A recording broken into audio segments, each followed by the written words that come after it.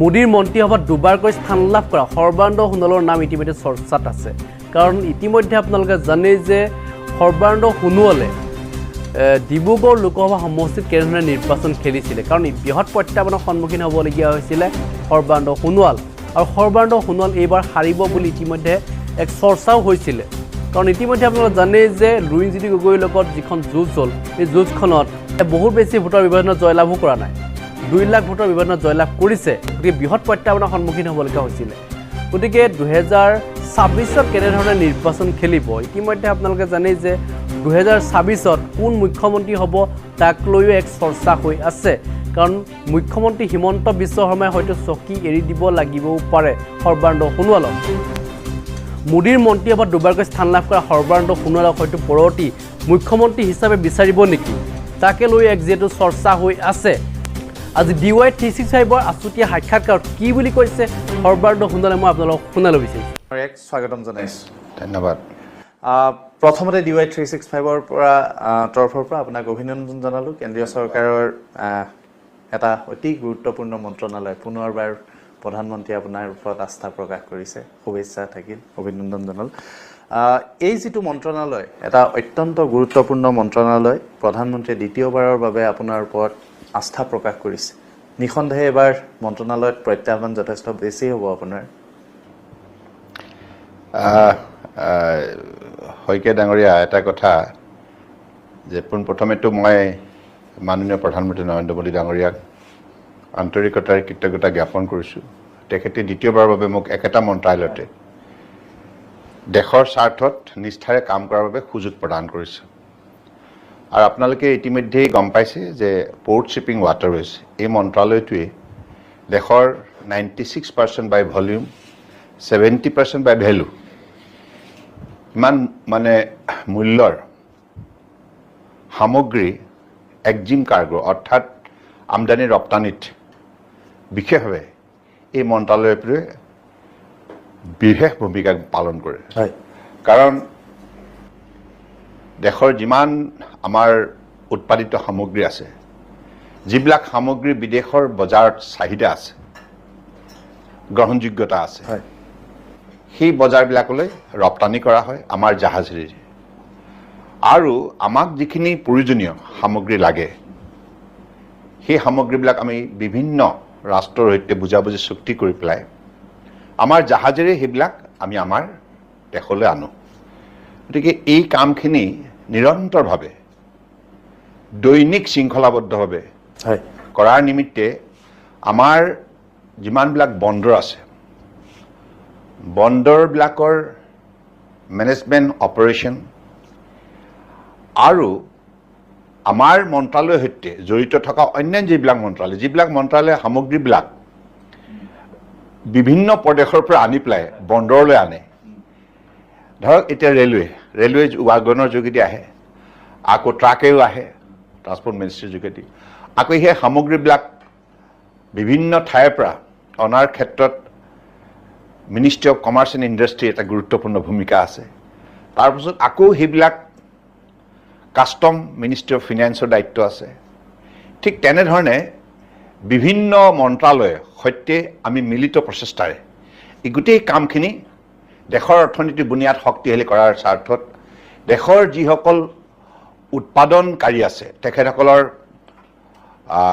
বেনিফিটৰ বাবে আমি নিষ্ঠাৰে কাম কৰোঁ মোদী ডাঙৰীয়াৰ নেতৃত্বত গতিকে এইবাৰো তেনেধৰণে আমি নিশ্চিতভাৱে আমাৰ সন্মুখত ডাঙৰ প্ৰত্যাহ্বান আপুনি কৈছে সঁচা কাৰণ অহা 5 বছৰৰ ভিতৰত আমি মাননীয় প্ৰধানমন্ত্ৰী নৰেন্দ্ৰ মোদী ডাঙৰীয়াই ঘোষণা কৰাৰ দৰে এইখন ৰাষ্ট্ৰক বিশ্বৰ 3খন বৃহৎ শক্তিশালী অৰ্থনীতি হিচাপে আমি গঢ়ি তুলিব লাগিব গতিকে সেই লক্ষ্যত উপনীত হ'বৰ বাবে আমি ডে 1ৰ পৰাই নিষ্ঠাৰে কাম কৰিব লাগিব এই মন্ত্ৰণালয়ক লৈ এইবাৰ দ্বিতীয়বাৰ আপুনি মন্ত্ৰী হোৱাৰ পিছত কি পৰিকল্পনা আছে মানে এই মন্ত্ৰণালয়ৰ পৰা আপুনি দেশক কি দিব মন্ত্ৰণালয়ে দেশক কি দিব দেশক নিশ্চিতভাৱে আমি আমাৰ যিখিনি দৈনন্দিন যিখিনি আমাৰ কাম কাজ সেইখিনিতো আমি কৰি যাবই লাগিব ইয়াৰ উপৰিও মেৰিটাইম নেশ্যন হিচাপে পৃথিৱীৰ 139খন মেৰিটাইম নেশ্যন আছে যে সামুদ্ৰিক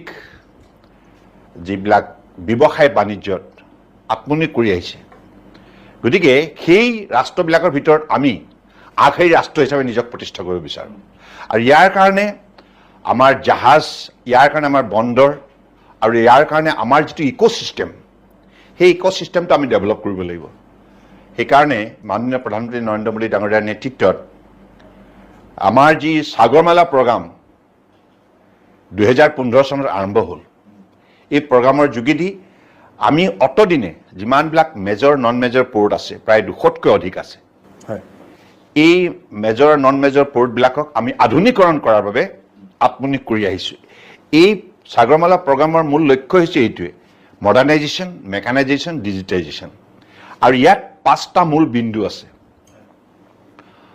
port led industrialisation port led connectivity enhancement port modernisation আৰু কোষ্টেল কমিউনিটি ডেভেলপমেণ্ট অৰ্থাৎ সাগৰীয় উপকূলত বসবাস কৰা 9খন ৰাজ্য আৰু কেন্দ্ৰীয় শাসিত অঞ্চলবিলাকত সাগৰ দাঁতিত বসবাস কৰা সেই জনগোষ্ঠীসমূহৰ তেখেতসকলৰ কৰ্মসংস্থাপনৰ পৰা আৰম্ভ কৰি প্ৰত্যক্ষ আৰু পৰোক্ষভাৱে উপাৰ্জনৰ পথ নিশ্চিত কৰা আৰু ইয়াৰ উপৰি কোষ্টেল শ্বিপিং আৰু ইনলেণ্ড ৱাটাৰৱেজ এইটো 5 নম্বৰ বিন্দু গতিকে এনেধৰণে গোটেইকেইটা বিন্দুত যাতে আমি সঠিকভাৱে এটা সুন্দৰ ইক'ছিষ্টেম ডেভেলপ কৰিব পাৰোঁ তাৰ বাবে 2015 চনৰ পৰাই এই মন্ত্ৰালয় নিৰন্তৰভাৱে কাম কৰি আহিছে আৰু আগন্তুক দিনত ইয়াৰ উপৰিও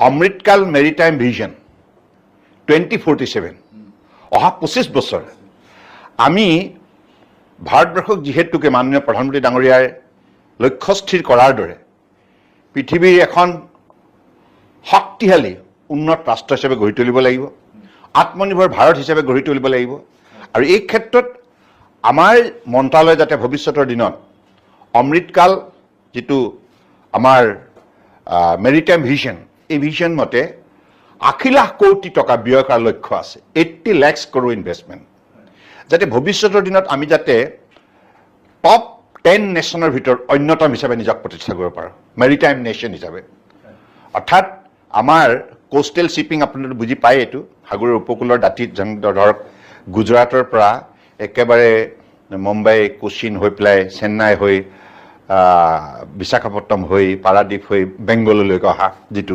7,500 কিলোমিটাৰ দৈৰ্ঘ্যৰ এইটো কোষ্টেল শ্বিপিং আৰু আমাৰ দেশৰ পৰা ধৰক মুম্বাই পোৰ্টৰ পৰা হওক বা JNPA হওক বা কাণ্ডলা পোৰ্টে হওক এই পোৰ্টৰ পৰা পৃথিৱীৰ বিভিন্ন প্ৰান্তলৈ যোৱাটো সেইটো এক্সিম কাৰ্গো হ'ল হয়নে আৰু আমাৰ যিখিনি ৰাষ্ট্ৰীয় জলপথ আছে জলপথ নম্বৰ 1 গংগা জলপথ নম্বৰ 2 ব্ৰহ্মপুত্ৰ এনেধৰণে 111খন স্বীকৃতিপ্ৰাপ্ত আমাৰ ভাৰতবৰ্ষৰ বুকুত ৰাষ্ট্ৰীয় জলপথ আছে মই সেই কথাটো আপোনাক এটা সুধিবলগীয়া আছে নিৰ্বাচনৰ পূৰ্বেও মই সুধিছিলোঁ ভোটৰ পূৰ্বে যে আপোনাক লুইতৰ বালিচৰৰ পৰা নি সাগৰ পোৱালৈকে প্ৰধানমন্ত্ৰীয়ে কিন্তু আপুনি যলৈকে নাযাওক লাগিলে অসমৰ সৈতে সাগৰৰ যদিও সম্পৰ্ক নাই কিন্তু অসমৰ মন্ত্ৰী হিচাপে অসমৰ জনতাৰ এটা প্ৰত্যাশা থাকিবই আপোনাক লৈ আপোনাৰ বিভাগ মন্ত্ৰণালয়ক লৈ অসমে সৰ্বানন্দ সোণোৱালৰ পৰা অসমে বন্দৰ মন্ত্ৰীৰ পৰা কি পাব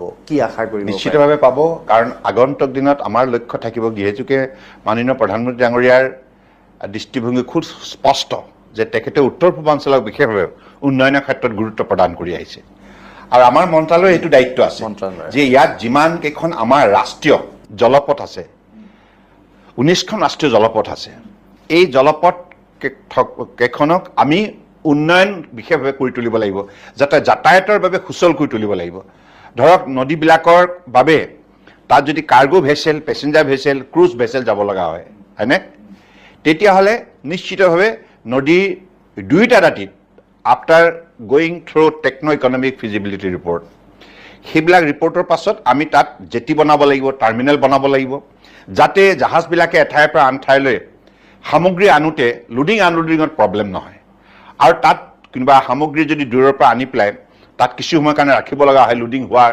আগমুহূৰ্তলৈকে তাৰ কাৰণে যাতে আমি য়াৰ্ড বনাব পাৰোঁ গতিকে সেই কথাবিলাক আৰু ইয়াৰ উপৰিও সেই যিবিলাক নদী যিবিলাক পোৰ্ট হ'ব সেই পোৰ্টবিলাকলৈকে যাতে যাতায়াত ব্যৱস্থা যাতে সুচল হয় তাৰ কাৰণে যাতে সামগ্ৰী আনিব পাৰে, ৰেল জ্যোতি আনিব পাৰে। গতিকে মাল্টি মডেল কানেক্টিভিটি যিটো কথা আন্তঃগাঁথনি, সেই আন্তঃগাঁথনিটো একান্তই দৰকাৰ। যেনেকৈ আমি এতিয়া যোগীঘোপাত ডেভেলপ কৰি আছোঁ, তাত ৰেলো আহিব, ৰোডো আহিব আৰু জলপথেদিও যাব, অৰ্থাৎ তিনিটা মোড অফ ট্ৰান্সপৰ্টেশ্যনৰ তাত মহামিলন হ'ব। তাৰ যোগেদি আমাৰ কেৱল উত্তৰ পূৰ্বাঞ্চলৰ জনতাই যে বা ইয়াত আমদানি ৰপ্তানিত জড়িত থকা ব্যৱসায় বাণিজ্য কৰা ব্যক্তিসকলে উপকৃত হ'ব এনে নহয়, চুবুৰীয়া ৰাষ্ট্ৰৰ ভূটান ইত্যাদিও তেখেতসকলে আৰু বাংলাদেশো এই পৰ্টটোক তেখেতসকলে ব্যৱহাৰ কৰিব পাৰিব, কাৰণ ইয়াৰ যোগেদি তেখেতসকলে আমদানি ৰপ্তানি কৰিব পাৰিব। গতিকে আজি তাৰিখত ধুবুৰী হওক, যোগীঘোপা হওক, এইফালে পাণ্ডু হওক, ডিব্ৰুগড় হওক, এইবিলাক যিবিলাক ইতিমধ্যে উন্নয়ন কৰি থকা হৈছে, টাৰ্মিনেল ইতিমধ্যে বনোৱা হৈছে। গতিকে আগন্তুক দিনত আৰু অধিক আমি ইয়াত যিবিলাক প্ৰত্যাহ্বান আছে, ছাপ'জ কিছুমান নদীত মানে পানী একেবাৰে শুকাই যায়, ব্ৰহ্মপুত্ৰত বিশেষকৈ। গতিকে যিবিলাক ঠাইত তেনেধৰণৰ প্ৰত্যাহ্বান আছে তাত আমি ড্ৰেজিং কৰিব লাগিব, যাতে যাৱতীয় তাত যাতে আমি গভীৰতা, নদীৰ পানীৰ গভীৰতা যাতে পাব পাৰোঁ, য'ত নেকি কোনখন জাহাজ যাতে ৰৈ যাব নালাগে, ফচি যাব নালাগে। গতিকে তেনেধৰণে আৰু ইয়াৰ পৰ্যটনৰ ক্ষেত্ৰত উদগনি দিবৰ বাবে আমাৰ যিটো MV গংগা বিলাস, যিখন আপোনালোকে জানে, সেইখন আৰম্ভ কৰা হৈছিল এইকাৰণে যে এই আমাৰ ৰাষ্ট্ৰীয় জলপথত যিমানখিনি সম্পদ সম্ভাৱনা শক্তি আছে, ইয়াক উজ্জীৱিত কৰিব লগা হ'লে আমি বিভিন্ন ধৰণে পদক্ষেপ ল'ব লাগিব। কেৱল মালবাহী জাহাজ অহাটোৱেই নহ'ব, পৰ্যটনৰ ক্ষেত্ৰত ৰিভাৰ ক্ৰুজ, বিভিন্ন ধৰণৰ সৰু ডাঙৰ ক্ৰুজ যদি আমি ইয়াত লঞ্চ কৰোঁ, যেনেকৈ ইউৰোপিয়ান কাণ্ট্ৰিবিলাকে কৰি আছে, বিদেশী পৰ্যটক বিৰাট আকৰ্ষিত, নিশ্চিতভাৱে আকৰ্ষিত হ'ব। আৰু আমাৰ ব্ৰহ্মপুত্ৰ দুই দাঁতি ইমান সুন্দৰ, আৰু ইয়াৰ উপৰিও উত্তৰ পূৰ্বাঞ্চলৰ যিকেইখন ৰাষ্ট্ৰীয় জলপথ আছে সকলোবিলাকে ইমান সুন্দৰ, চৌদিশে ইমান ধুনীয়া এটা গ্ৰীনেৰী আছে, সেউজীয়া বাতাবৰণ আছে, পাহাৰ আছে। গতিকে সেই দৃশ্যবিলাক এতিয়াও পৃথিৱীৰ বহু লোকে আজি দেখা নাই। গতিকে তাক সেই দৃশ্যবিলাক দেখুৱাবৰ বাবে আমি যদি এনেধৰণে জলপথৰ ব্যৱস্থা কৰি দিওঁ, তেতিয়াহ'লে প্ৰতিখন ৰাজ্যই এই ক্ষেত্ৰত পৰ্যটনৰ উদ্যোগটো শক্তিশালী কৰাৰ ক্ষেত্ৰত সুবৰ্ণ সুযোগ পাব। আৰু পৰ্যটনৰ উদ্যোগটো যিমান শক্তিশালী হয়, সিমানে উপাৰ্জনৰ বাবে প্ৰত্যক্ষ পৰোক্ষভাৱে বহু নিযুক্তি সম্ভৱ হৈ উঠিব। আপোনাৰ সৈতে এইবাৰ কেন্দ্ৰীয় মন্ত্ৰীসভাত অসমৰ প্ৰতিনিধি হিচাপে পবিত্ৰ মাৰ্ঘেৰিটাই স্থান লাভ কৰিছে, আৰু তেওঁ দুটা বিশেষভাৱে গুৰুত্বপূৰ্ণ মন্ত্ৰণালয়ৰ ৰাজ্যিক মন্ত্ৰীৰ দায়িত্ব পাইছে, বিদেশ পৰিক্ৰমা আৰু বস্ত্ৰ। পবিত্ৰক লৈ আপুনি কিমান আশাবাদী? ডেফিনেট খুব ভাল কথা, কাৰণ ইউথ লেড ডেভেলপমেণ্ট, আজি এজন যুৱ প্ৰতিনিধিক আমাৰ কেন্দ্ৰীয় মন্ত্ৰীসভাত অন্তৰ্ভুক্ত কৰিছে, হয়নে? এইটো আমাৰ কাৰণে শুভ বতৰা। আৰু মাননীয় প্ৰধানমন্ত্ৰী নৰেন্দ্ৰ মোদী ডাঙৰীয়াই উত্তৰ পূৰ্বাঞ্চলক যে বিশেষভাৱে ভাল পায়, আজি পুনৰ এই কথাটো প্ৰমাণ কৰিছে। কাৰণ তেখেতে যোৱাবাৰ আমাক 5জনকৈ প্ৰতিনিধি দিছে, এইবাৰ অসমৰ পৰা 2জন তেখেতে ৰাখিছে। গতিকে ইয়াৰ যোগেদি মই ভাবোঁ যে আমাৰ সকলোৰে বাবে এটা সুবৰ্ণ সুযোগ, আৰু অসমখনক ভালদৰে প্ৰতিনিধিত্ব কৰাৰ এটা সুযোগ লাভ কৰিছোঁ। আমি 11জনকৈ সাংসদ আছোঁ তাতে। আৰু ইয়াৰ উপৰিও মই ভাবোঁ যে পবিত্ৰ মাৰ্ঘেৰিটাৰ বাবে এইটো এটা ডাঙৰ লাৰ্ণিং এক্সপিৰিয়েঞ্চ হ'ব। কাৰণ মন্ত্ৰীসভাত মই সদায় কৈ আহিছোঁ, it is a great learning experience. সদায় নতুন নতুন কথা শিকিব লগা হয়, কাৰণ আজিৰ তাৰিখত আৰ্টিফিচিয়েল ইণ্টেলিজেন্সৰ যুগত, হয়নে বাৰু? গতিকে এতিয়া আপুনি বহুত নতুন নতুন কথা দৈনিক শিকিবই লাগিব। গতিকে এইটো এটা মই ভাবোঁ তেওঁৰ কাৰণে এটা সুবৰ্ণ সুযোগ। আৰু যিহেতুকে এক্সটাৰ্নেল এফেয়াৰ্ছ ষ্টেট মিনিষ্টাৰ হিচাপে কাৰ্যনিৰ্বাহ কৰিব, টেক্সটাইল মিনিষ্টাৰ হিচাপে এই দুইটা বিভাগত তেখেতে নিশ্চিতভাৱে নিষ্ঠাৰে কাম কৰিব পাৰিব। আপোনাক যেতিয়া প্ৰধানমন্ত্ৰী ৰূপে নৰেন্দ্ৰ মোদী ক্ষমতালৈ আহিল 2014 চনত, সেই তেতিয়াৰ পৰা আজিলৈকে আপোনাক প্ৰধানমন্ত্ৰী মোদীয়ে কেইবাটাও গুৰুত্বপূৰ্ণ দায়িত্ব দিলে। প্ৰথমতে কেন্দ্ৰীয় মন্ত্ৰী দিলে, তাৰপিছত মুখ্যমন্ত্ৰী হ'ল 5 বছৰৰ বাবে, তাৰপিছত দুটা কাৰ্যকালত অতি গুৰুত্বপূৰ্ণ দুটা মন্ত্ৰণালয়। এইবাৰ যোৱাবাৰ আপোনাৰ হাতত থকা অন্যতম এটা গুৰুত্বপূৰ্ণ মন্ত্ৰণালয় আয়ুষ আপোনাৰ হাতত নাথাকিল।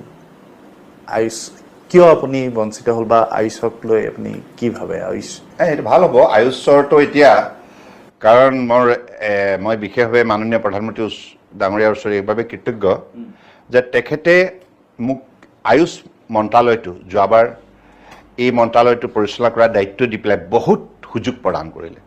এতিয়া মই বুজি পালোঁ ট্ৰেডিশ্যনেল ছিষ্টেম অফ মেডিচাইন, পৰম্পৰাগত চিকিৎসা যিটো বিজ্ঞান, যিটো পদ্ধতি, এইটো কিমান গুৰুত্বপূৰ্ণ। আজি তাৰিখত সমান্তৰালভাৱে ফেৰ মাৰিব পৰা হৈছে।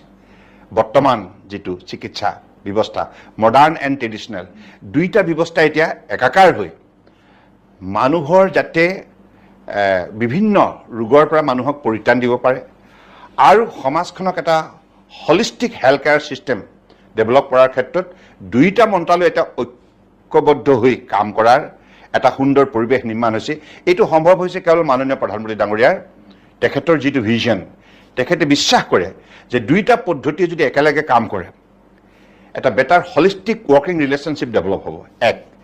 আৰু দ্বিতীয়তে যে মানৱ সমাজে প্ৰিভেনশ্যন অফ ডিজিজ অৰ্থাৎ মানুহৰ শৰীৰত ৰোগৰ বীজাণু প্ৰৱেশ কৰাৰ প্ৰাক মুহূৰ্তত এজন মানুহক যদি সুস্থ সবল কৰি ৰাখিব পৰা যায় তেতিয়াহ'লে সমাজখন নিৰোগী হৈ থাকিব।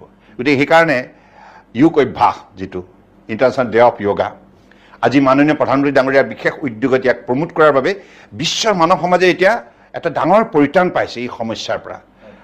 যোগ ফৰ নিৰোগ অৰ্থাৎ যি ব্যক্তিয়ে দৈনিক যোগ অভ্যাস কৰে সি সদায় নিৰোগী হৈ থাকে।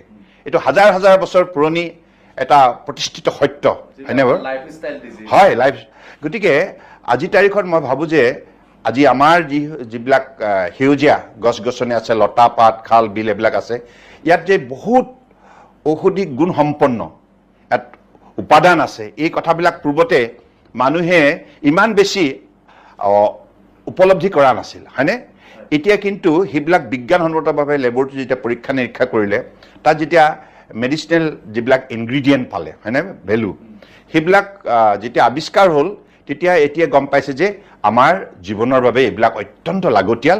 গতিকে আমি সেউজীয়া যিটো মানে পৰিৱেশটো, এই যিটো আমাৰ ইক'চিষ্টেমটোক, ইয়াক আমি জীয়াই ৰাখিব লাগিব। এই আয়ুষ মন্ত্ৰণালয়টো কেন্দ্ৰীয় চৰকাৰৰ এটা নতুন মন্ত্ৰণালয়, সেই মন্ত্ৰণালয়টো জনপ্ৰিয় কৰাত আৰু সমগ্ৰ দেশজুৰি তাৰ গুৰুত্ব প্ৰতিষ্ঠা কৰাত আপোনাৰ এটা অন্যতম গুৰুত্বপূৰ্ণ ভূমিকা আছে।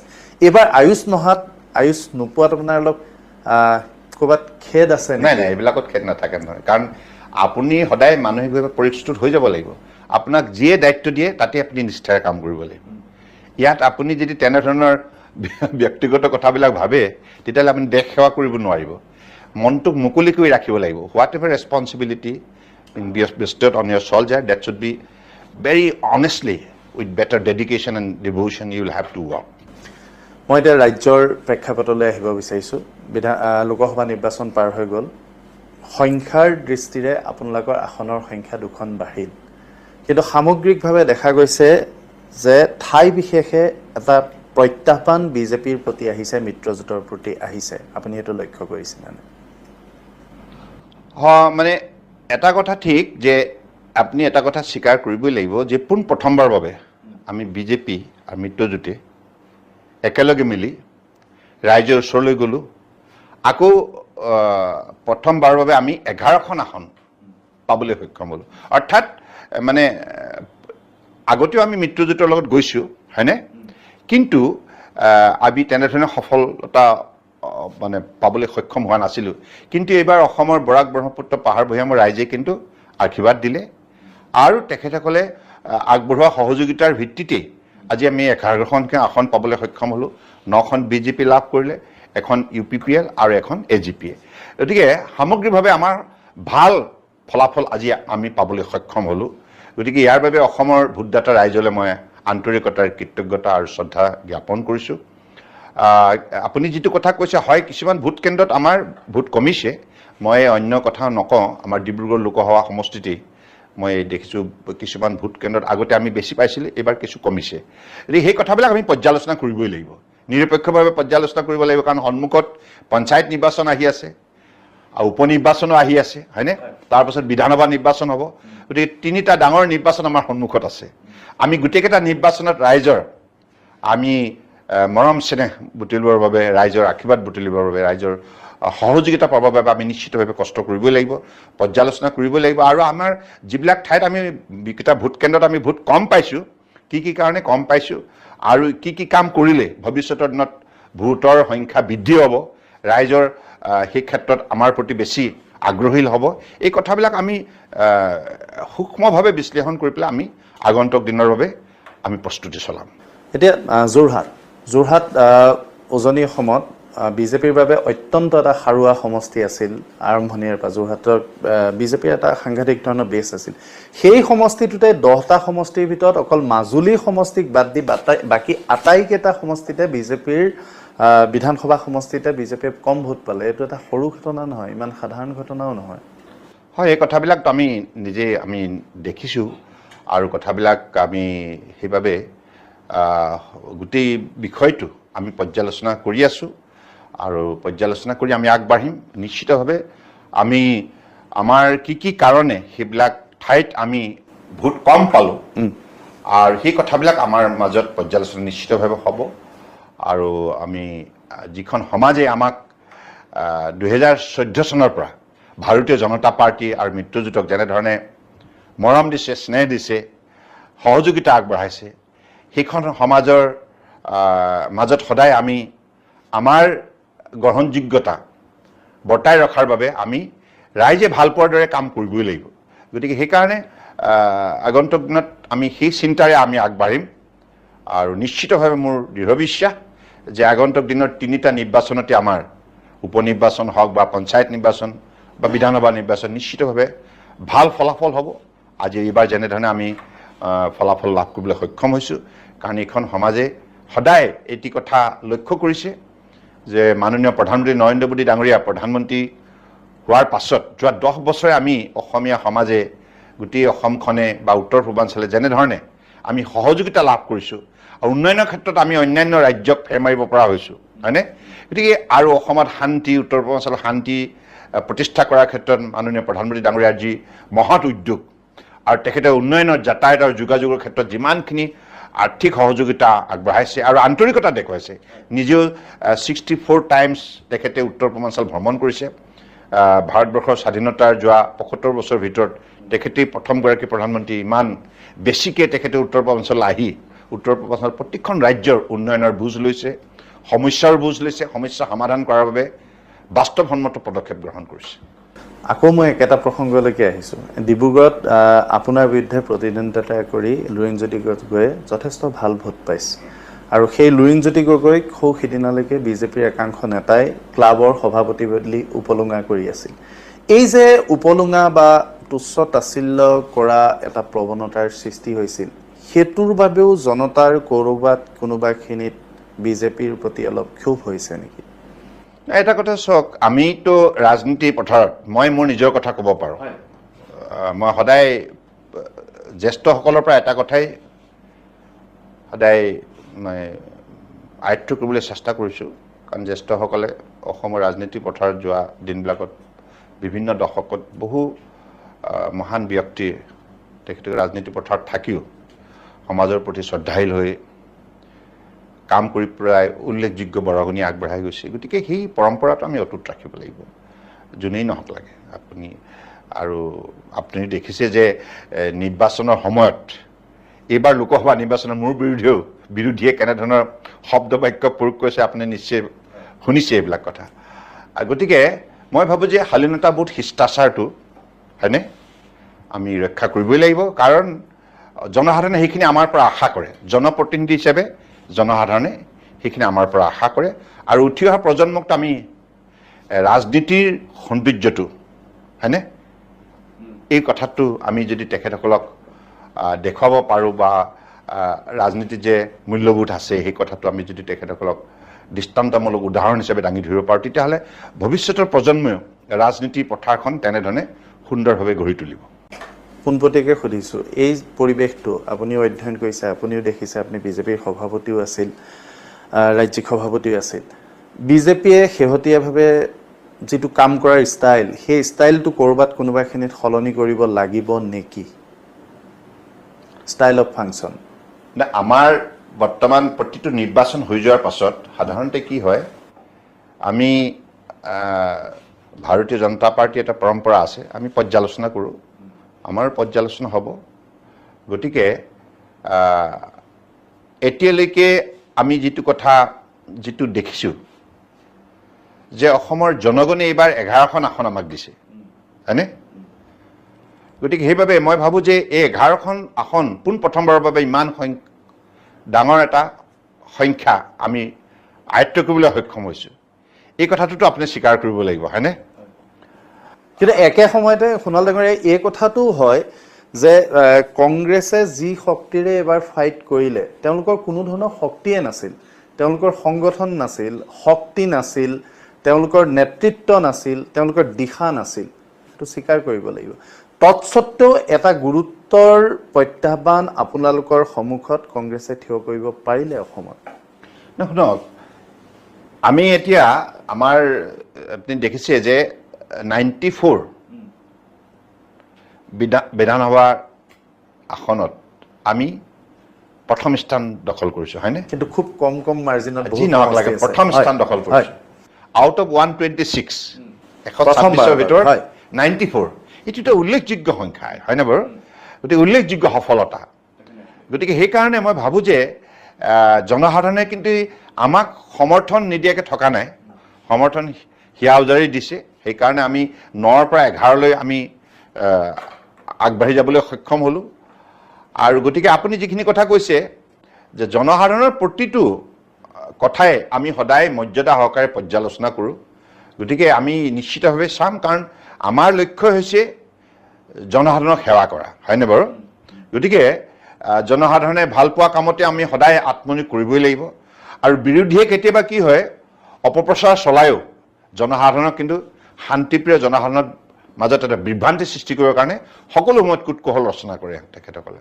আমি কংগ্ৰেছৰ ক্ষেত্ৰতো দেখিছোঁ, গোটেই ভাৰতবৰ্ষত এবাৰ যিমান অপপ্ৰচাৰ চলালে তেখেতসকলে, 400 পাৰ কৰিলে গোটেই সংবিধান চেঞ্জ হৈ যাব ইত্যাদি ইত্যাদি কৈ পেলাই বিভিন্ন মানুহৰ মাজত যিটো ভয় সৃষ্টি কৰিলে। গতিকে সেইটোৰ যোগেদি আজি কংগ্ৰেছে আজি যিবিলাক পৰিস্থিতি সৃষ্টি কৰিছে, এই কথাটো মানুহে সজাগ সচেতন নাগৰিকে দেখিছে। গতিকে সত্যটো এইটোৱে যে জনসাধাৰণৰ জনমতটোক সদায় শ্ৰদ্ধা জনাব লাগিব। আৰু সেই হিচাপে মই অসমৰ জনগণক শ্ৰদ্ধা জনাইছোঁ। আৰু এটা কথা ঠিক, আমাৰ ৰাজ্যখনৰ ভাৰতীয় জনতা পাৰ্টীৰ যি নেতৃত্ব দিছে, হয়নে বাৰু? মানে চৰকাৰৰ নেতৃত্ব বহন কৰিছে ডক্টৰ হিমন্ত বিশ্ব শৰ্মা ডাঙৰীয়া মুখ্যমন্ত্ৰী হিচাপে। তেখেতো এই নিৰ্বাচনত বহু কষ্ট কৰিছে, আপুনি নিজেই দেখিছে। আৰু ভৱেশ কলিতা ডাঙৰীয়াও সভাপতি হিচাপে বহু কষ্ট স্বীকাৰ কৰিছে। আৰু যিমান সংখ্যক আমাৰ ৰাজ্যিক পৰ্যায়ৰ বিষয়ববীয়া আৰু কাৰ্যকৰ্তা বা জিলা মণ্ডল বুথ কমিটি শক্তি কেন্দ্ৰ পৃষ্ঠা প্ৰমুখ বিস্তাৰক বিভিন্ন পৰ্যায়ৰ আৰু মৰ্চাৰ আৰু আমাৰ মন্ত্ৰীসকল বিধায়কসকল সাংসদসকল সকলোৱে কষ্ট স্বীকাৰ কৰিছে। গতিকে মই ভাবোঁ যে সকলোৰে সমূহীয়া প্ৰচেষ্টাত আজি এইখিনি সফলতা আমি অৰ্জন কৰিবলৈ সক্ষম হৈছোঁ। আমাৰ মিত্ৰদলৰ AGP UPPL তেখেতসকলো সন্মিলিত গণশক্তি অসম সকলোৱে মিলি আজি যিমানখিনি তেখেতসকলে তৃণমূল পৰ্যায়ত ৰাইজৰ মাজলৈ গৈ ৰাইজক শ্ৰদ্ধা জনাই ৰাইজৰ সঁহাৰি বিচাৰিলে, যাৰ ফলত এইখিনি সফলতা পাবলৈ সক্ষম হৈছোঁ। গতিকে এটা কথা আপুনি শইকীয়া ডাঙৰীয়া বাৰে বাৰে সুধি আছে, মই এটা কথা কওঁ চাওক, যে আমি অসমৰ জনগণক সেৱা কৰি ভাৰতবৰ্ষক আমি শক্তিশালী কৰিব বিচাৰিছোঁ, হয়নে বাৰু? অসম শক্তিশালী, ভাৰত শক্তিশালী হ'ব, সেই লক্ষ্যটো আমাৰ আছেই। গতিকে সেইবাবে সকলো সময়তে, কাৰণ জনসাধাৰণে আমাক নিৰ্বাচিত কৰিছে, জনসাধাৰণে আমাক জনপ্ৰতিনিধি হিচাপে স্বীকৃতি প্ৰদান কৰিছে, হয়নে বাৰু? তেখেতসকল আমাৰ লগত থাকিলেহে আমি জীয়াই থাকিম, হয়নে? গতিকে সেইকাৰণে জনসাধাৰণ আমাৰ বাবে সৰ্বোচ্চ শক্তি আৰু তেখেতসকলৰ প্ৰতি শ্ৰদ্ধাশীল আমি কাম কৰিব লাগিব। এটা কথা এজন কেন্দ্ৰীয় মন্ত্ৰী হিচাপে আপোনাৰ পৰা মই জানিব বিচাৰিম যে অবকিবাৰ 400 পাৰ 400 আসন টাৰ্গেট কৰি আপোনালোকে বিজেপিয়ে অকলে 240খনত সীমাবদ্ধ থাকিবলগীয়া হ'ল। ৰাষ্ট্ৰীয় পৰ্যায়ত এটা আপোনালোকৰ ফলাফলটো আশানুৰূপ নহ'ল, তাৰ কাৰণ হিচাপে আপুনি কিবা ক'ব বিচাৰিব নেকি? এটা কথা, আমি NDA হিচাপে গৈছিলোঁ, এইটো কথা আপুনি দেখিছে। NDA হিচাপেতো NDA হিচাপে আমাক যথেষ্ট দিছে, আৰু যি কেইখন আসন দিছে তাৰ ফলত আমি চৰকাৰ কমফৰ্টেবলি গঠন কৰিবলৈ সক্ষম হৈছোঁ। আমাৰ লক্ষ্য আছিল আমি সেইটো টাৰ্গেট পোৱাৰ কাৰণে, কিন্তু বাকীখিনি লক্ষ্যটো আমি স্থিৰ কৰিব পাৰোঁ, বাকীখিনি জনসাধাৰণৰ কথা, হয়নে বাৰু? গতিকে জনসাধাৰণে যিটো জনমত দিছে আমি আন্তৰিকতাৰে তাক স্বাগতম জনাইছোঁ। আৰু ভৱিষ্যতৰ দিনত মাননীয় প্ৰধানমন্ত্ৰী ডাঙৰীয়াক আপোনালোকে দেখিছে, তেখেত সৎ আৰু নিষ্ঠাৱান এগৰাকী আদৰ্শবাদী নেতা, আৰু তেখেতে যি দৃষ্টান্তমূলক উদাহৰণ দাঙি ধৰিছে, নিষ্ঠাৰে সততাৰে সঠিক নীতি সঠিক পৰিকল্পনা সঠিক আঁচনি লৈ পেলাই যদি কাম কৰা হয় দেশবাসীৰ সকলোকে আস্থাৰ বিশ্বাসত লৈ দেশ নিশ্চিতভাৱে উন্নয়নৰ ক্ষেত্ৰত ক্ষিপ্ৰতাৰে আগুৱাই যাব পাৰে যোৱা 10 বছৰত তেখেতে যিখিনি সাকসেছ ষ্টৰী ডেভেলপ কৰিলে তাৰ ফলত আজি বিশ্বৰ প্ৰতিখন উন্নত ৰাষ্ট্ৰই ভুৰুকি প্ৰশংসা কৰিছে তেখেতৰ নেতৃত্বক আজি প্ৰতিজন ভাৰতীয় তেখেতৰ নেতৃত্বক লৈ গৌৰৱান্বিত গতিকে নৰেন্দ্ৰ মোদী ডাঙৰীয়াৰ প্ৰতি আস্থা আৰু বিশ্বাস আজি পুনৰবাৰ তৃতীয়বাৰৰ বাবে জনতাই ইতিমধ্যে ব্যক্ত কৰিছে গতিকে মই ভাবোঁ যে এইবাৰো যোৱা দুটা কাৰ্যকালৰ দৰে গোটেই ভাৰতবৰ্ষৰ বিকাশ যাত্ৰাটো অত্যন্ত শক্তিশালী ৰূপত গঢ় লৈ উঠিব এইবাৰ অসমৰ নিৰ্বাচনটো এটা বিশেষ কাৰণত অতি তাৎপৰ্যপূৰ্ণ সেইটো হৈছে যে বদৰুদ্দিন আজমলক কাৰ্যত অসমৰ ৰাজনীতিৰ পৰা উৎখাত কৰিছে 3খন আসনত প্ৰতিদ্বন্দ্বিতা কৰিলে আৰু তেওঁ ধুবুৰী আসনখনত অতি বৃহৎ ব্যৱধানত পৰাজিত হ'বলগীয়া হ'ল বদৰুদ্দিন আজমল অসমৰ ৰাজনীতিৰ পৰা আঁতৰিবলগীয়া ধৰণৰ এটা পৰিৱেশ পৰিস্থিতিৰ যে সৃষ্টি হ'ল বা বদৰুদ্দিন আজমল যে উৎখাত হ'ল সেই সন্দৰ্ভত আপোনাৰ তাৎক্ষণিক প্ৰতিক্ৰিয়া কি চাওক এটা কথা মানে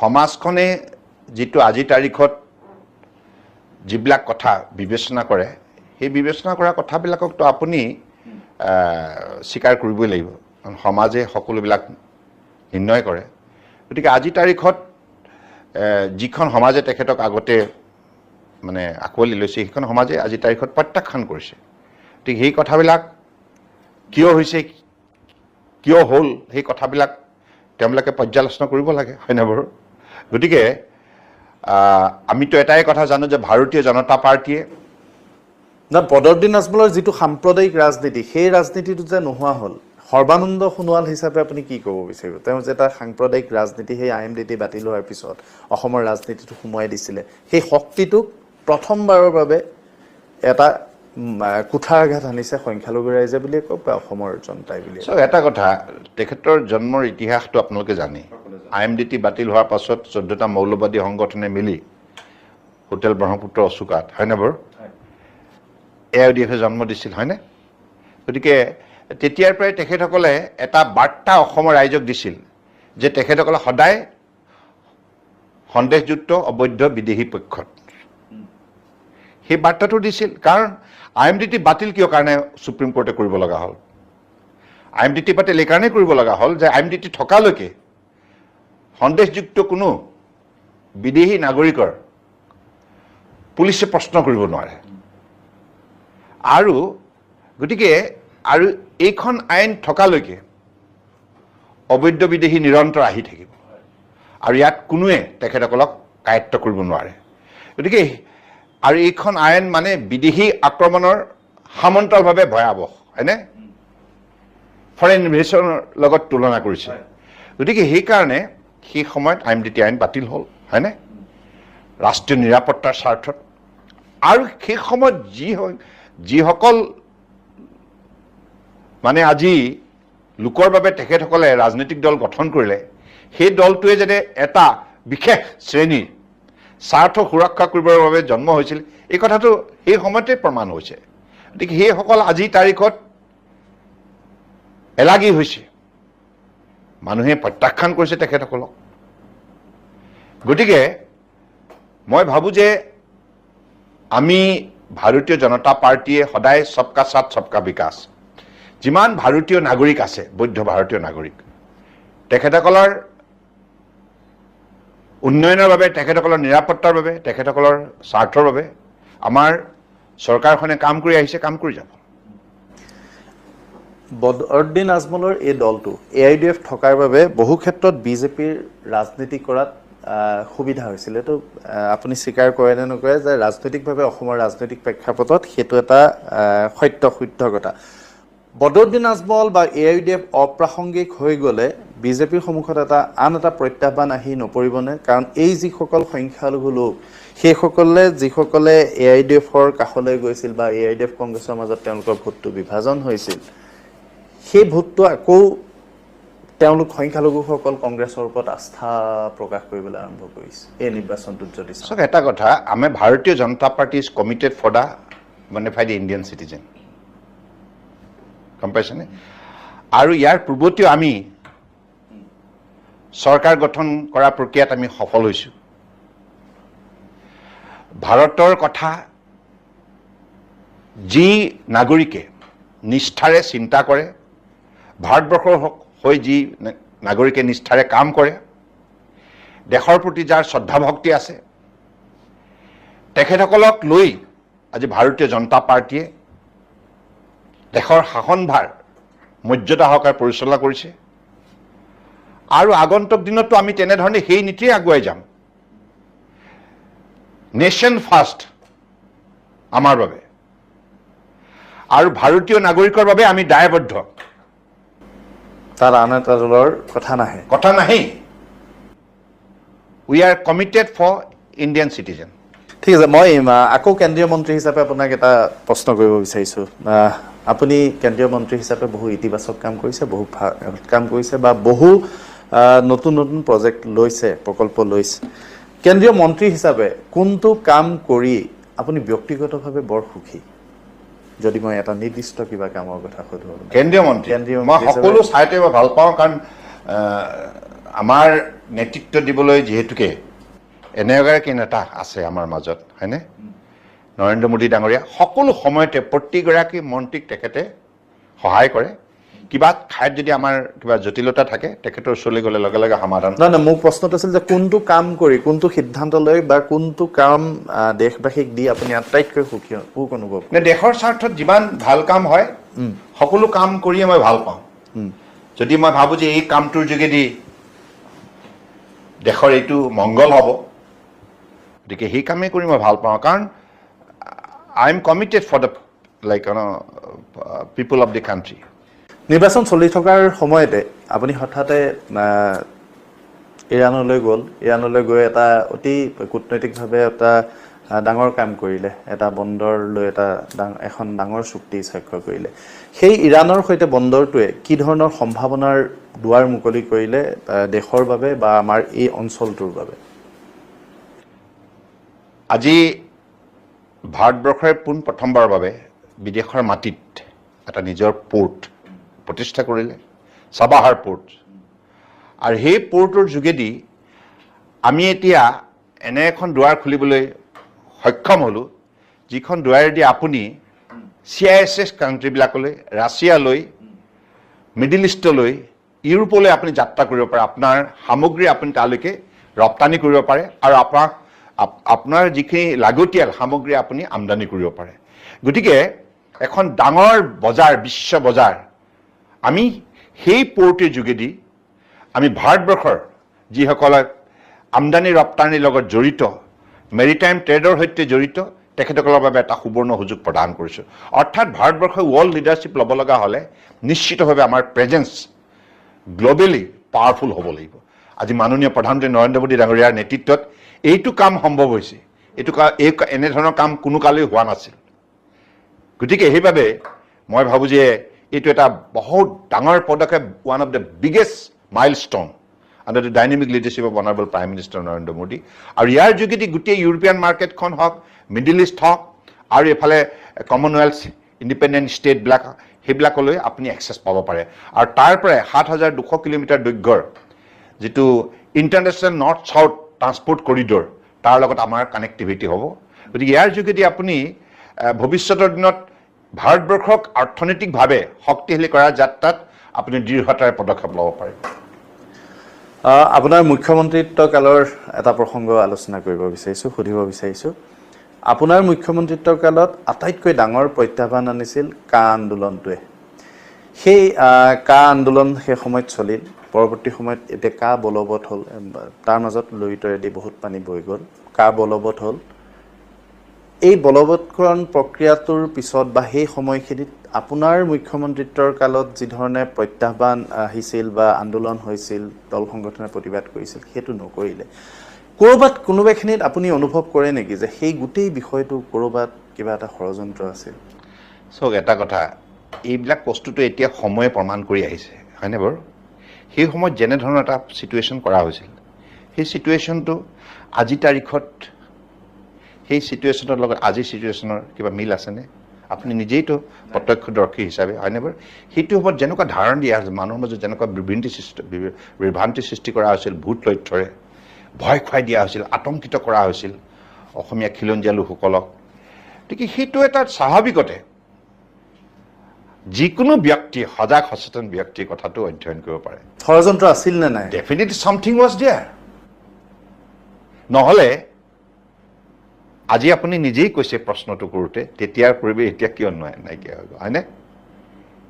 গতিকে আজি সেইসকল মানুহৰ বিভিন্ন ধৰণৰ ভূমিকাবিলাক আপুনি যদি পৰ্যালোচনা কৰে, মই এতিয়া সেইবিলাক ছিংগল আউট কৰিব বিচৰা নাই। সমাজখন, অসমীয়া সমাজখন ৰাজনৈতিকভাৱে সামাজিকভাৱে সজাগ আৰু সচেতন, সকলোৱে বুজি পাইছে কি কি ঘটনা হ'ল, আৰু সেইবিলাক কথা লুকাই নাথাকে। আজি মই নকলেও ভৱিষ্যতলৈ আপুনি গম পাই থাকিব, এটাৰ পাছত এটা লুকাই থাকিব, আৰু যিসকলে এইটো কাম কৰিছিল তেখেতসকলৰ মুখেদি প্ৰকাশ পাব, আৰু প্ৰকাশ পাই আছে, পাই থাকিব। গতিকে এইবিলাক লুকাই নাথাকে। কাৰণ আপুনি এটা কথা মনত ৰাখিব, পৃথিৱীত কোনো ধৰণৰ ষড়যন্ত্ৰ আপুনি লুকুৱাব নোৱাৰে। সময়ে ইয়াক পোহৰলৈ আনিবই। মোৰ কথাটো হ'ল যে আপুনি এনেকুৱা এজন মানুহ যে কোনো কাৰণতে সেই শক্তিবিলাকক আপুনি চিনাক্ত কৰিলেও পোহৰলৈ নানে। আপোনাৰ মুখেৰে কেতিয়াও পোহৰলৈ নাহে। আমি আপোনাক সামান্যভাৱেও যিসকলে জানো সেই কথাটো জানো। এই কথাটো আপুনি ক'ব নে নাই, সেই যিবিলাক ষড়যন্ত্ৰ আপোনাৰ বিৰুদ্ধে ৰচনা কৰিছিল সেই মানুহবিলাকক আপুনি চিনাক্ত কৰিলে নে নাই?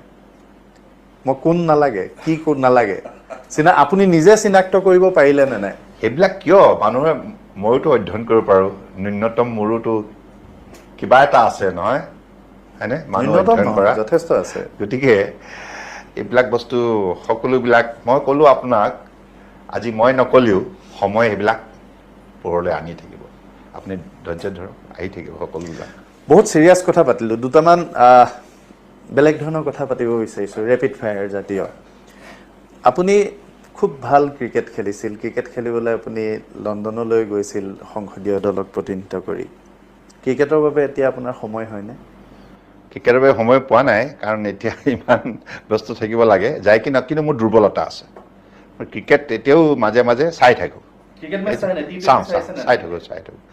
চাই থাকোঁ কাৰণ কিহৰ কাৰণে মোৰ দুৰ্বলতা আছে এই খেলটোৰ প্ৰতি। আৰু মই এটা সময়ত আপোনাকে কৈছিলোঁ নেকি যে মই নিজেই গোটেই মানে ফিল্ডটো চিকনিয়াই পেলাই তাত গোবৰ পানী ঢালি আকৌ ঝাৰু মাৰি পেলাই ৰুলাৰ চলাই পিচ বনাই আৰু বাঁহৰ খুঁটি দি পেলাই আৰু আম কাঠৰে মানে হেৰি বেট বনাইছিলোঁ। বেট কিনিবলৈ পইচা নাছিল। কোনোমতে 10টা 12টা ল'ৰাই মিলি পেলাই এটা ক্ৰিকেট বল আনো। অঁ, এনেধৰণে বহুত মানে অভিজ্ঞতা আছে। গতিকে সিমান দুৰ্বলতা আছে মোৰ এই খেলটোৰ প্ৰতি। গতিকে সেইকাৰণে কোনোবাই খেলি থাকিলেও, ৰাস্তাইদি গৈ থাকিলেও মই অলপ সময় কাৰণে হ'লেও লাগি চাওঁ। আৰু এটা আপোনাৰ দুৰ্বলতা আছিল চিনেমা চোৱা। চিনেমা চাব পাৰে নে নোৱাৰে? আজিকালি চিনেমা চাই, কিন্তু আজিকালি টিভি সময় পালে কিন্তু অলপ খোলো টিভিটো। কি চাই তেতিয়া? বাতৰি চাই নে, চিনেমা চাই নে, বেলেগ কিবা চাই? চিনেমাও চাওঁ, আৰু কিছুমান ভাল চিৰিয়েল আছে, চিৰিয়েলো চাওঁ, আৰু গীতবিলাক শুনো। মই খুব ভাল, মই আগৰ যিবিলাক লতা মংগেশকৰ হওক বা ভূপেন দাৰ হওক, জয়ন্ত হাজৰিকা, যিমানবিলাক আমাৰ জুবিন গাৰ্গ, পাপন, মানে ভাল লগা বহুত গীত আছে। গতিকে সকলোৰে মই গীতবিলাক শুনি খুব ভাল পাওঁ। কিন্তু যেতিয়াই সময় পাওঁ তেতিয়াই মানে এইটো নট নেচেচাৰী যে গীতৰ কাৰণে বেলেগ মানে সময়টো ধাৰ্য কৰিব। মোৰ এই দ্বিতীয় প্ৰশ্নটো আছিল যিটো আপুনি কৈ দিলে। ইয়াৰ পিছৰ প্ৰশ্নটো আছিল যে আপোনাৰ ৰুমত আন একো থাকক নাথাকক এটা চাউণ্ড চিষ্টেম আছিল। এতিয়া টিভিটোৱে সেইটো পূৰণ কৰে নে চাউণ্ড চিষ্টেমটো আপোনাৰ আছে? আপুনি আৰু নহ'লে আজিকালি মোবাইলতো আজিকালি গানটো হয়নে কৈ দিয়াৰ লগে লগে আহি যায় পুৰণা গীতবিলাক, যিবিলাক ভাল পোৱা গীতবিলাক আছে। শুনি থাকিব লাগে, কিন্তু গীতেৰে মানুহৰ মনটো বহুত সুন্দৰ কৰি ৰাখে। নহ'লে আপুনি অনবৰতে একেবাৰে টিপিকেল এটা কেৰেক্টাৰ হৈ যাব। সেইটো জনসাধাৰণে এইটো ভালো নাপায়, হয়নে? নিজক ৰিফ্ৰেছ কৰিবৰ কাৰণে আমাৰ এটা য়োগাত কথা আছে, ডিষ্ট্ৰেছ, ৰিফ্ৰেছ, ৰিফ'কাছ। 5 মিনিটৰ ইয়াৰ য়োগা এটা আছে। আপুনি যদি দিনটো কাম কৰি আছে, ধৰক চকীত বহি আছে, আপোনাৰ মানে ষ্ট্ৰেছ আহি গৈছে, হয়নে? এতিয়া সেই য়োগাটোত আসন আছে, ধ্যান আছে, প্ৰাণায়াম আছে, বা কেৱল 5 মিনিটৰ বহি বহি কৰিব পাৰে। সেইটো কৰিলে আপুনি একটো ষ্ট্ৰেছটো আকৌ মনটো ৰিফ্ৰেছ কৰিব পাৰিব। তাৰপিছত আকৌ যিটো কাম আপুনি আৰম্ভ কৰি আছে তাত ৰিফ'কাছ কৰিব পাৰিব। 3টা ক্ষেত্ৰত আপোনাক ই সহায় কৰিব। সেইটো ৱাই ব্ৰেক এপ্লিকেশ্যন বুলি কয় আপুনি সেইটো এপত গুচি গ'লে আপুনি এটা ডেমনষ্ট্ৰেটিভ গোটেই য়োগা ছিষ্টেমটো আপুনি দেখা পাব গতিকে এনেধৰণে কৰ্মচাৰীবিলাকে নিজৰ কাম কৰা যিটো চেম্বাৰ আছে সেই চেম্বাৰত এইখিনি সুবিধা ল'ব পাৰে যিটো লাইফষ্টাইল ডিজিজ সেইটোৰ পৰা মুক্তি লাভ কৰিব পাৰে বহুতে হয়তো নাজানে আপুনি খুব ভাল গান গাইছিল বিশেষকৈ বিহু এতিয়া বাথৰুমত হ'লেও গান গাব পাৰে নে নাই গাই চাইনে নাই এই চৰ্চাটো আছে নে নাই গাঁও কেতিয়াবা অসমীয়া ল'ৰা আৰু অসমীয়া মানুহৰ যিটো গাঁৱৰ মুলুক গাঁৱৰ পৰা যিটো লৈ আহিছোঁ হয়নে বাৰু পথাৰৰ পৰা বা ক'ত যাব সেইটো হেৰাই যোৱা উচিত নহয় জীৱনৰ শেষ মুহূৰ্তলৈকে লগত থকা উচিত তেতিয়াই মুলুক গাঁও থাকিব মুলুক গাঁও থাকিলে মোৰ আচল পৰিচয় থাকিব ধৰি লওক এটা সপ্তাহৰ বাবে আপুনি ধৰি লওক সেই দিনটো হয়তো নাহে কেতিয়াও নাহে এটা সপ্তাহৰ বাবে আপুনি সকলো কাম কাজৰ পৰা মুক্তি লাভ কৰিলে সব মানে এটা ফ্ৰী টাইম আহি গ'ল আপোনাৰ আপুনি ক'লৈ যাব বা কি কৰিব এসপ্তাহ আপোনাৰ একো নাই কোনো দায়িত্ব নাই আপুনি ফ্ৰী য'লৈ ইচ্ছা ত'লৈ যাব পাৰে যি ইচ্ছা তাকে কৰিব পাৰে ক'লৈ যাব কি কৰিব কেতিয়াবা একটো মানে ভাল লগা বন্ধুৰ লগত কেতিয়াবা কনভাৰচেশ্যন কৰি ভাল লাগে হয়নে কথা বতৰা পাতি ভাল লাগে ধৰক আৰু কেতিয়াবা আপুনি চিনেমা চাব পাৰে আৰু ঘৰতে 2-3জনক গোটাই পেলাই আপুনি খেলিব পাৰে খেলতো বহুত সময় ওলাই গুচি যায় ন কোনোবাই বল কৰিব 3টা বল কৰিব কোনোবাই 4টা বল কৰিব আকৌ ক্ৰিকেট মানে কি ক'ম আপোনাক ক্ৰিকেটটোৱে মানে বহুত বেছি সজীৱ কৰি ৰাখে আৰু body mind and spirit these 3 important component of your life when it get integrated you become powerful গতিকে য'ত আপোনাৰ মনোযোগিতা হয়নে য'ত আপোনাৰ আগ্ৰহ য'ত আপোনাৰ নিষ্ঠা একেলগে জড়িত হৈ যায় তাতকৈ আৰু ভাল মুহূৰ্ত কি হ'ব পাৰে ইয়াৰ body mind and soul cricket একেবাৰে শেষৰ প্ৰশ্নটো ধৰি লওক মই আপোনাক 5খন কিতাপ উপহাৰ দিব বিচাৰিলোঁ আৰু আপোনাক চইচ কৰিবলৈ দিলে যে দুখন কিতাপ আপুনি মোক দিবই মানে মই আপোনাক দিমেই তুমি এই 2খন কিতাপ মোক দিবই লাগিব তাৰ উপৰি মই 5খন কিতাপ আপোনাক টোটেল 5খন কিতাপ দিম আপুনি কোন 2খন কিতাপ মোক দিবলৈ ক'ব